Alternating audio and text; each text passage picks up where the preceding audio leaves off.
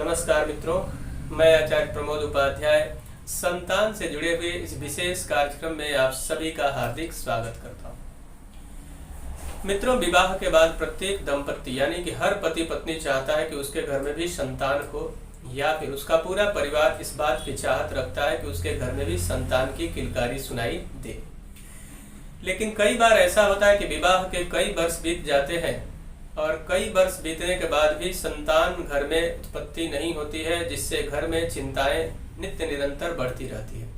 और विशेष करके उस पति पत्नी का जिसका कि विवाह कुछ दिनों पहले हुआ होता है। मित्रों, आखिर ऐसा होता क्यों है कि संतान ना हो? सब कुछ कई बार मेडिकल टेस्ट करवाने के बाद भी, यानी कि लगातार प्रयास करते हैं, दवाई, इंजेक्शन इत्यादि प्रत्येक तरीकों का प्रयोग करने के बाद भी, दोनों के फिट होने के बाद भी संतान का योग आखिर क्यों नहीं बन पाता है, इसके बारे में जानना अत्यंत आवश्यक है और इसका निवारण क्या है यह भी जानना चाहिए। मित्रों, जब कोई प्रयोग काम नहीं करता, यानी अलग अलग प्रकार के प्रयोग आप कर रहे हैं और वह काम नहीं कर रहा है, जिससे आपका काम बिल्कुल भी नहीं बन रहा है, तो योगों को भी तलाशना बहुत जरूरी है। तो इसके लिए आपको जन्म कुंडली और हस्तरेखा, यानी कि यदि आपकी जन्म कुंडली है पति पत्नी की, तो जन्म कुंडली के आधार पर अवश्य जाना चाहिए, और जन्म कुंडली नहीं है तो हस्तरेखाओं को भी अवश्य दिखाना चाहिए। जन्म कुंडली में ग्रहों में बृहस्पति ग्रह को संतान का कारक माना जाता है। जन्म कुंडली का विश्लेषण करवाएं, देखें, और उसके साथ साथ में पंचम भाव को देखना अत्यंत आवश्यक है। पंचम भाव संतान का स्थान माना जाता है। जन्म कुंडली में पंचम भाव या फिर पंचम भाव के स्वामी या फिर पंचम भाव में स्थित ग्रहों की कंडीशन को समझना अत्यंत आवश्यक। कई बार क्या होता है कि पंचम भाव में कोई पाप ग्रह युति बना लेता है, या फिर दो पाप ग्रह एकत्रित हो जाते हैं, तो उस परिस्थिति में अक्सर प्रयास करने के बाद भी संतान का योग नहीं बन पाता है, या फिर कुछ समय बनता भी है तो वहां पे मिसकैरेज हो जाता है कई बार, या फिर लगातार प्रयास करने के बाद योग बनता ही नहीं है। ऐसी परिस्थिति में निरंतर लोग परेशान रहते हैं। या फिर जन्म कुंडली में इसको देखना बहुत जरूरी है कि बृहस्पति की स्थिति क्या है। जन्म कुंडली में बृहस्पति कहीं कमजोर तो नहीं है, किसी पाप ग्रह के साथ विराजमान तो नहीं है, या फिर उसका अंश बिल्कुल कम तो नहीं है, या फिर छठे, आठवें और 12वें घर में तो नहीं है।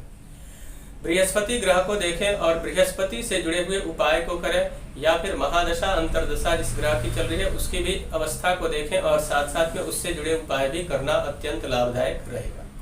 बृहस्पति का उपाय करना चाहिए, मंत्र का जप करवाना चाहिए, उसका दान पुण्य करना चाहिए, यानी कि पीले वस्तुओं का दान करें। पुखराज रत्न पति पत्नी धारण कर सकते हैं, जिससे संतान का योग बने। यदि कोई पाप ग्रह पंचम भाव में विराजमान है तो उस पाप ग्रह से जुड़े हुए मंत्रों का जप करवाना, उससे जुड़े हुए दान पुण्य करना, यह अत्यंत लाभदायक सिद्ध हो सकता है। उसके अलावा और घरेलू कुछ उपाय आप कर सकते हैं। बृहस्पतिवार के दिन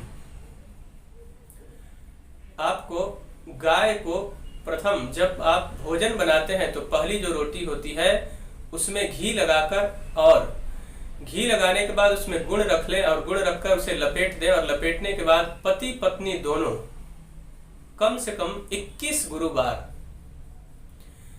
गाय को ले जाकर आप दोनों साथ में खिलाएं और प्रार्थना करें कि हे प्रभु, हे गौ माता, हमारे जीवन में संतान की जो कमी है वह संतान की कमी पूरी हो और भगवान विष्णु की विशेष कृपा हो।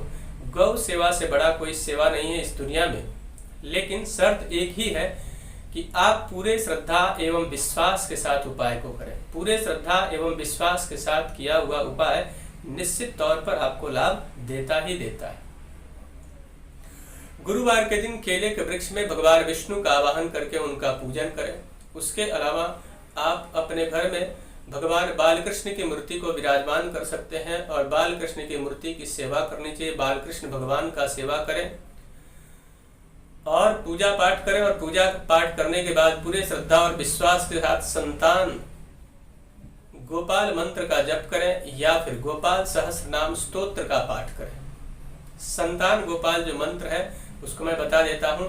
ओम देवकी सूत गोविंद वासुदेव जगतपते देहि में तनयम कृष्ण त्वामहम शरणम गता।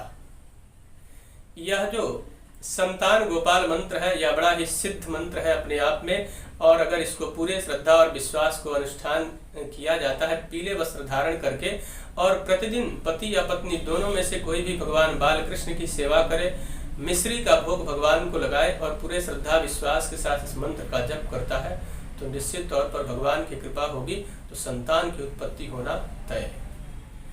मित्रों, मुझे आशा है कि मेरा यह कार्यक्रम आप सभी को पसंद आया होगा। मेरा एक निवेदन है कि अगर अभी तक हमारे चैनल को आपने सब्सक्राइब नहीं किया तो कृपया चैनल को सब्सक्राइब करें, वीडियो को अधिक से अधिक लाइक और शेयर करें, बेल आइकन को दबाएं जिससे नई नई जानकारी आप तक पहुंचती रहे। आप हमें इंस्टाग्राम पर भी फॉलो कर सकते हैं उपाध्याय एस्ट्रोलॉजी के नाम से। और यदि आप भी अपने जीवन में किसी समस्या को लेकर परेशान है, उसका निवारण नहीं मिल पा रहा है, तो आप हमसे संपर्क करके उस समस्या का समाधान प्राप्त कर सकते हैं। तब तक के लिए इजाजत दीजिए। नमस्कार।